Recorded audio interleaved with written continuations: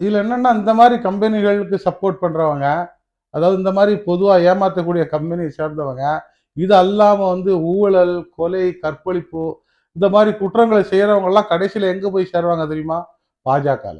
ஏன்னா அங்க சேர்ந்துட்டாங்கன்னா அவங்க செஞ்ச பாவங்கள் எல்லாமே வந்து மன்னிக்கப்பட்டுரும். அதெல்லாமே வந்து அழிக்கப்பட்டுரும். ஆமா. இந்த நியோமேக்ஸ் சேர்ந்த இயக்குனர்கள் வந்து பாஜகவை சேர்ந்த அண்ணாமலை நடத்துற பாத யாத்திரைக்கு வந்து 15 கோடி நன்கொடை வழங்கியிருக்காங்க.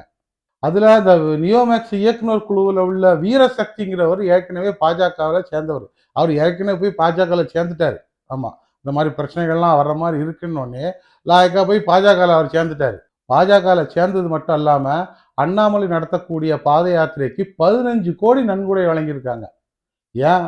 அப்பதான் அதுலருந்து தப்பிக்க முடியும். காப்பாத்திக்கிடுவாங்கல்ல.